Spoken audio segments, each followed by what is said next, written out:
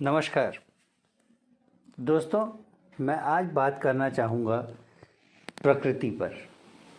अक्सर आपने मेरे पोस्ट्स में या मेरी बातों में सुना होगा कि मैं एक शब्द प्रकृति का इस्तेमाल करता हूँ। प्रकृति का अमूमन जो हम मतलब समझते हैं वो ये कहती है कि हमारे आसपास का वातावरण क्या है, जिसमें सभी कुछ आ जाता है। सामाजिक, व्यक्तिगत, पारिवारिक और प्रकृतिस्थ, जिसे हम समझते हैं कि हमारे आसपास पेड़ पौधे, जानवर, ये सारी चीज़ें क्या हैं। आयुर्वेद इसको एक बहुत ही इम्पोर्टेंट नज़रिए से देखता है और ये कहता है कि प्रकृति पर निर्भर है हमारी सारी की सारी ज़िंदगी, हमारी सारी की सारी जीवन शैली। ये अपने में एक बड़ा फ़िलोसॉफ़िकल सा वाक्यांश है, एक फ़िलोसॉफ़िकल सा आइडिया है। लेकिन अगर इसको हम वैज्ञानिक ढंग से सोचना चाहें, वैज्ञानिक स्तर पे देखना चाहें, तो ये बहुत ही स्पष्ट है कि ये एक गणितीय, मैथमेटिकल सिद्धांत है। गणितीय या मैथमेटिकल इसलिए कि वैदिक आधार पर दुनिया में कोई भी चीज़ है, चाहे वो आपका पेड़ पौधा हो, चाहे पत्थर हो, चाहे जीव हो, चाहे हम हो, कोई भी चीज़ है, वो 5 चीज़ों को मिलकर ही बनी है, जिनको कि उसने क्षिति, जल, पावक, गगन, समीर, ये 5 नाम दिए हैं। इन पाँचों को मिलाकर 3 तरह के भौतिक और 3 तरह के वैचारिक लक्षण या साइकोलॉजिकल पैरामीटर्स बनते हैं, जिनको कि वात, पित्त, कफ और सत्व, रज और तम कहा गया है। सत्व, रज और तम की विशेषता मेनली इसमें है कि चारित्रिक रूप से हम क्या सोचते हैं और क्या करते हैं, ये उसमें दिखता है। जबकि भौतिक संरचनाओं में, भौतिक एग्जिस्टेंस में वात, पित्त और कफ दिखते हैं। यहाँ तक ये बहुत ही सरल है और अमूमन जो सोच है वो इसी पे आती है कि कोई चीज़ या तो वात से है या पित्त से है या कफ से है, और उसके साथ सत्व है या रज है या तम है, ये गुण विशेष होंगे। किंतु यहीं पर आयुर्वेद एक चीज़ और कहता है कि हर चीज़ में ये तीनों ही भौतिक और तीनों ही वैचारिक गुण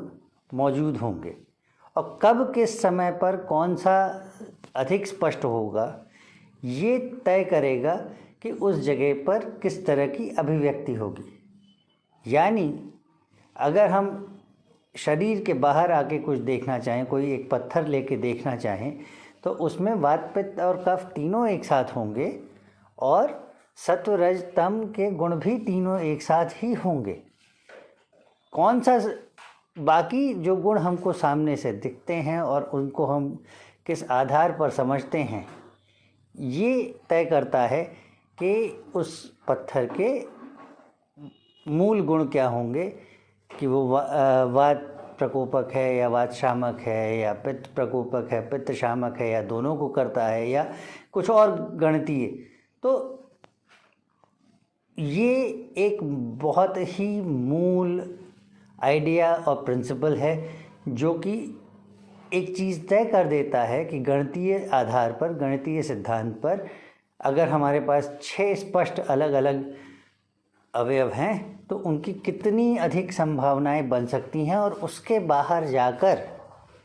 दुनिया में कोई और चीज़ नहीं संभव है, जेनेटिकली या फिजियोलॉजिकली या फिज़िकली, किसी भी स्वरूप में। इसके आगे मैं बात करूँगा अब प्रकृति के मापने के तरीके को। पाश्चात्य संस्कृति में, वेस्टर्न वर्ल्ड में जो लोग हुए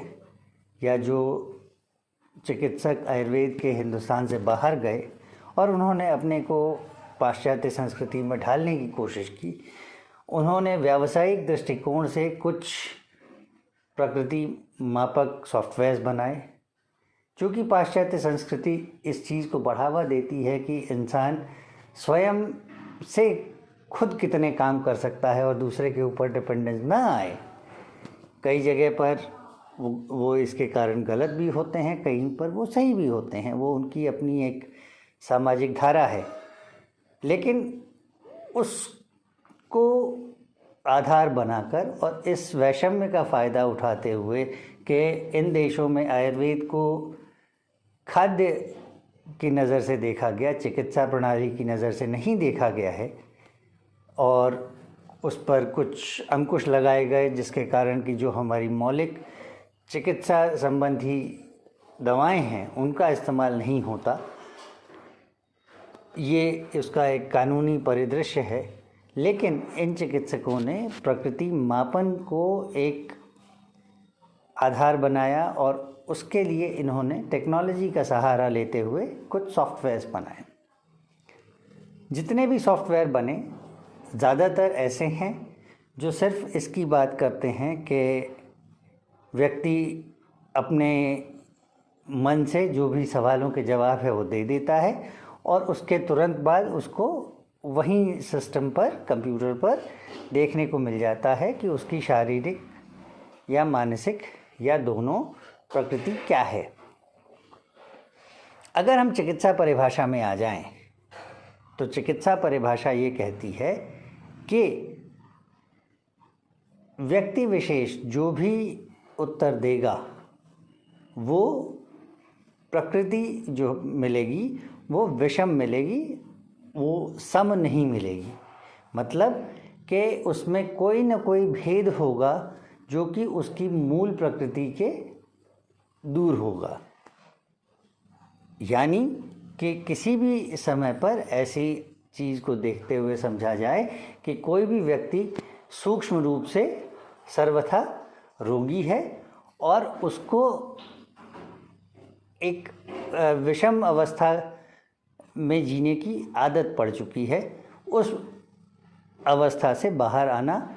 उस परिस्थिति से बाहर आना, उस वातावरण से बाहर आना या लाना, ये एक चिकित्सक का उद्देश्य होता है। लेकिन ये कैसे सिद्ध हो कि जो व्यक्ति अपनी प्रकृति देख रहा है स्क्रीन पर वो गलत है या वो वैसी नहीं होनी चाहिए?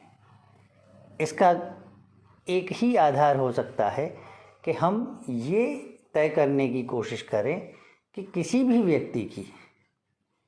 समावस्था क्या है।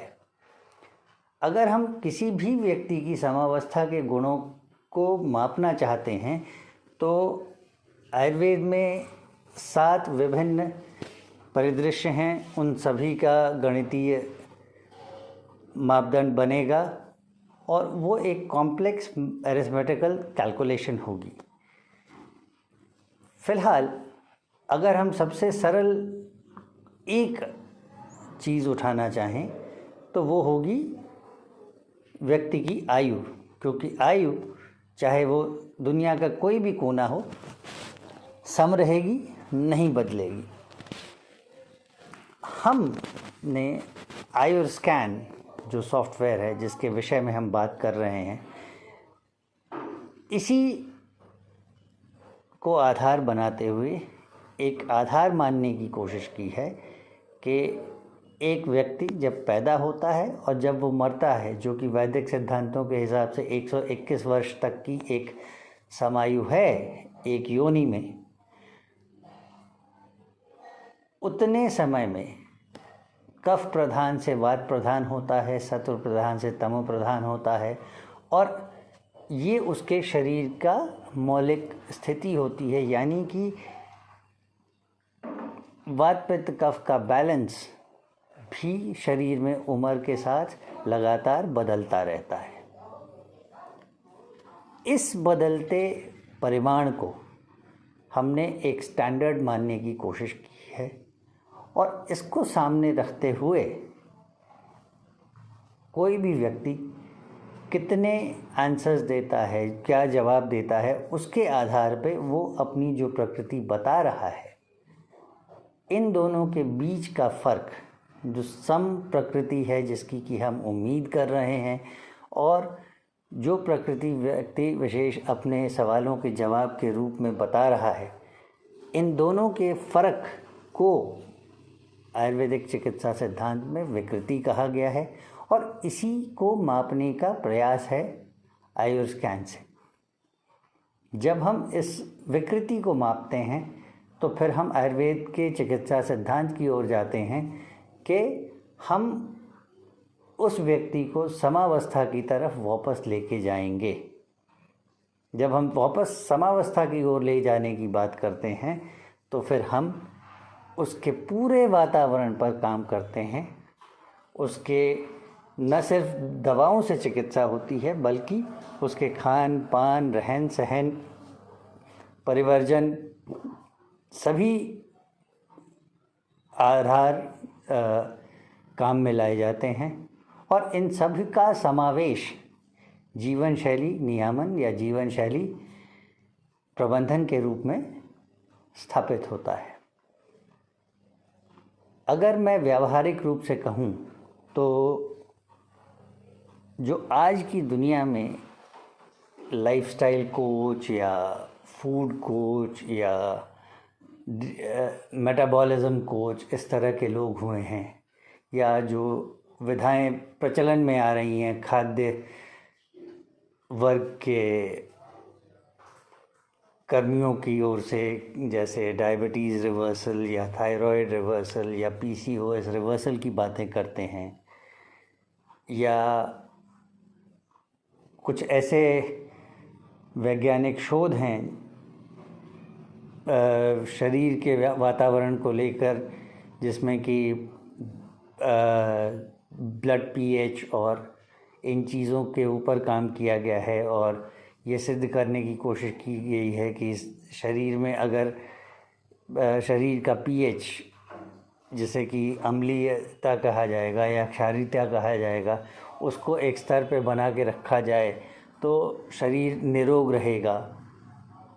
ये सभी सिद्धांत आयुर्वेद की प्रकृति संबंधी सिद्धांत के अंश हैं और ये सभी अपने अपने ढंग से आयुर्वेद के प्रकृति नियामन के मूल सिद्धांत को दुनिया के सामने लाके रखने की कोशिश करते हैं। बनस्पत वो आयुर्वेद का नाम या तो नहीं लेते या लेते हैं तो इस सिद्धांत को दुष्प्रचारित करने की कोशिश करते हैं। कारण उसका सिर्फ इतना है कि वो इस गणितीय सिद्धांत को न समझते हुए या न सामने लाते हुए, जो कि अपने में एक बहुत सरल सी चीज़ है, उसको एक विवादित और एक कठिन चीज़ बना देना चाहते हैं, कॉम्प्लेक्स चीज़ बना देना चाहते हैं, जिससे कि उपभोक्तावाद में जो उपभोक्ता है वो उस आडंबर की ओर आकर्षित हो और वो इस तरफ अछूता रहे कि उसको मूल चाहिए क्या और उसको मूल मिल क्या रहा है। मैं यही कहूँगा कि अगर हम आयुर्स्कैन का सही इस्तेमाल करेंगे, अगर आप आयुर्स्कैन का सही प्रयोग करेंगे तो आप न सिर्फ अपने प्रकृति वैषम्य के बारे में जानेंगे, बनस्पत आप हमारे साथ मिलकर अपने लिए और अपने परिवार के लिए सही खान पान रहन सहन क्या होगा और क्या हो सकता है, जिससे कि हम ये देखें कि आपका परिवार, न सिर्फ आप, आपका परिवार लंबे समय तक निरोग कैसे रह सकता है, इसको व्यावहारिक रूप से स्थापित कर सकेंगे। इसकी अधिक जानकारी के लिए आप हमारे फ़ोन नंबर्स पर व्हाट्सएप कर सकते हैं या हमारे विभिन्न मीडिया स्रोतों पर मैसेज कर सकते हैं और इसके विषय में अन्य प्रायोगिक विधाएं, अन्य प्रायोगिक विकल्प जान सकते हैं। Thank you.